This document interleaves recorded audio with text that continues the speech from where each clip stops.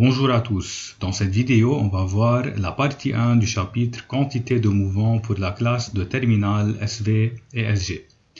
Dans cette partie on va voir premièrement la définition de la quantité de mouvement, puis on va voir la quantité de mouvement du centre de masse G d'un système et finalement on va faire une application.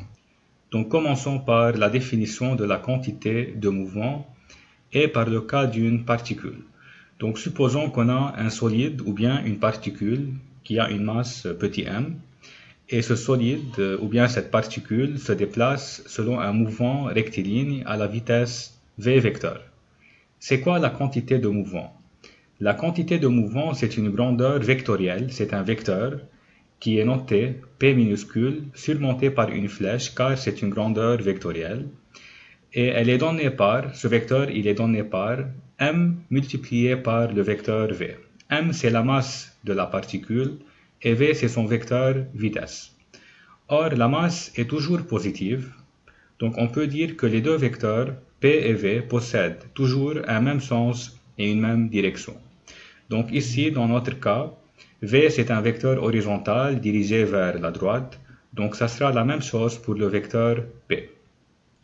Le module qui est noté P sans la flèche du vecteur P est donné par P égale m fois module du vecteur vitesse, c'est-à-dire V sans vecteur, sans flèche. Dans le SI, vous savez que la masse s'exprime en kilogrammes, la vitesse en mètres par seconde, donc la quantité de mouvement s'exprime en kilogrammes fois mètres par seconde.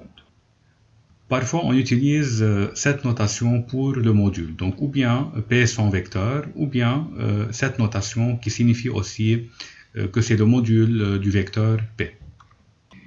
Cas d'un système de particules. Maintenant, on va supposer qu'on a un système qui est formé de plusieurs particules et pas par une seule particule. Donc, le système, par exemple, il est formé par n particules. N, c'est un entier, donc on peut avoir 2 particules, 3 particules, 10 particules.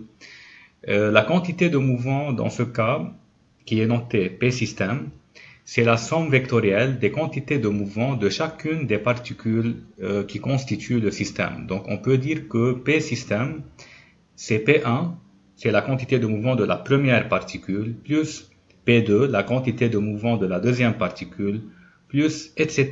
Pn qui est la quantité de mouvement de la nème particule dans le cas où le système il est formé par n particules. P1 c'est M1V1, P2 c'est M2V2, etc. Donc on peut trouver cette relation. La quantité de mouvement du système c'est M1V1 plus M2V2 plus etc. MnVn. Deuxièmement, quantité de mouvement du centre de masse grand G d'un système. Donc je vous rappelle que le centre de masse qui est noté grand G d'un système, c'est un point particulier de ce système, ou bien du solide, si le système c'est un solide. Et ce point-là, normalement, il a une trajectoire plus simple que les autres points du solide ou bien du système. Et ce point, il représente le système et il a la même masse du système. Donc, par exemple, ici, on a un marteau qui est en mouvement et ce sont les positions successives occupées par le marteau.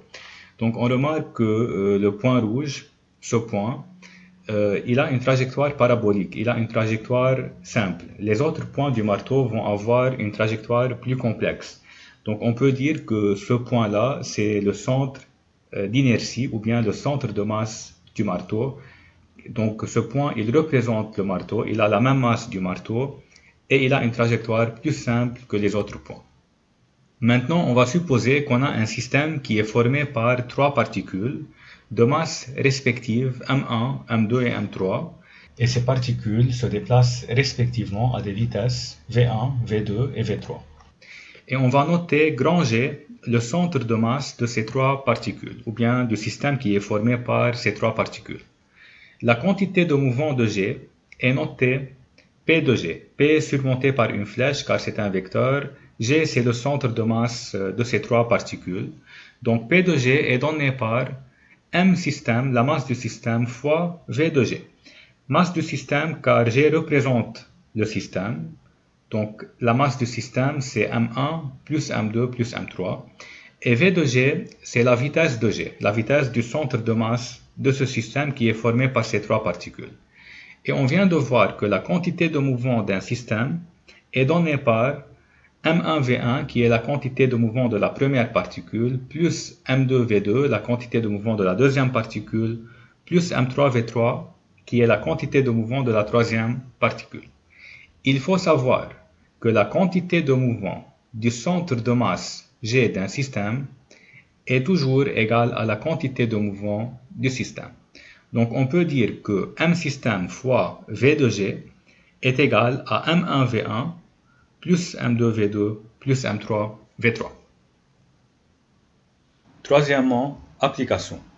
Deux particules P1 et P2 de masse respective M1 égale 1 kg et M2 égale 2 kg se dirigent l'une vers l'autre avec des vitesses valant respectivement 2 mètres par seconde et 1 mètre par seconde. Question 1. Déterminer la quantité de mouvement du système P1 P2. Deuxièmement, préciser si le centre de gravité G du système P1 et P2 se déplace.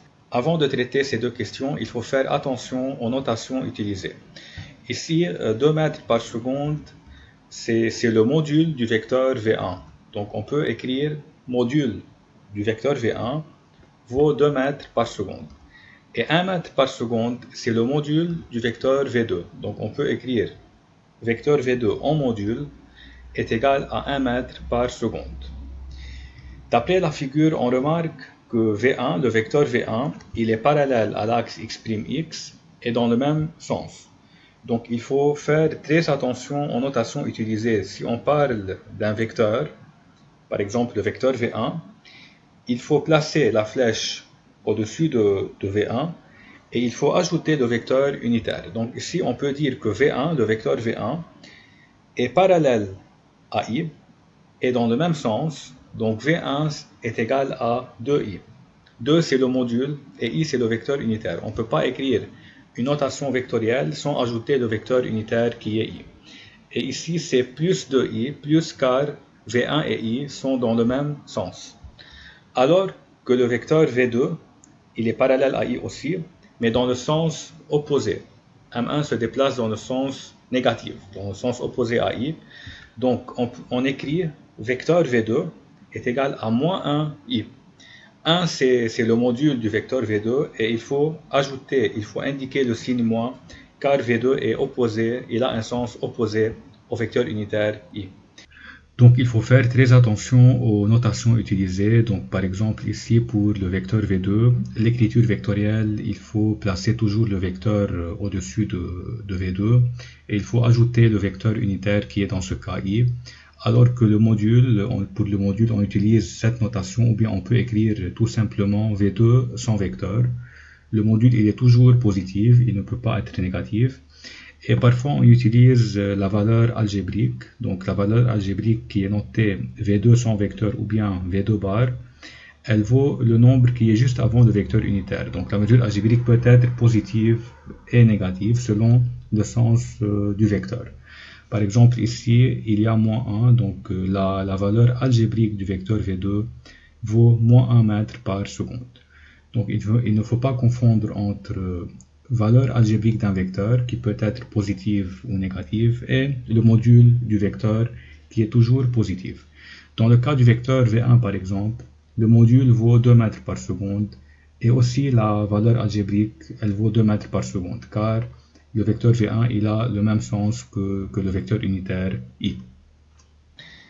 Donc question 1, il faut déterminer la quantité de mouvement du système qui est formé par P1 et P2. Donc on sait que P système c'est P1 plus P2.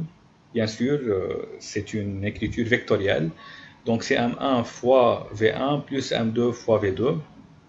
V1 c'est plus 2I car V1 est parallèle à I et dans le même sens. Et V2 c'est moins 1I car V2 est parallèle à I et dans le sens opposé. Donc on remplace, on obtient P système égale M1 qui vaut 1 kg fois 2I qui est le vecteur V1 plus 2 kg qui est M2 fois moins 1I qui est le vecteur V2. Donc on obtient 2I moins 2I égale au vecteur nul. Deuxième question, préciser si le centre de gravité G du système P1 et P2 se déplace. Donc on vient de voir que la quantité de mouvement du centre d'inertie d'un système est égale à celle du système. On peut écrire P de G égale P système est égal au vecteur nul d'après la question 1. Or, on sait que P de G, c'est M système fois V de G, avec M système, c'est M1 plus M2, la masse totale du système. Donc, on peut dire que M système fois V de G égale au vecteur nul, alors V de G égale au vecteur nul, alors on peut dire que le centre de gravité du système reste fixe.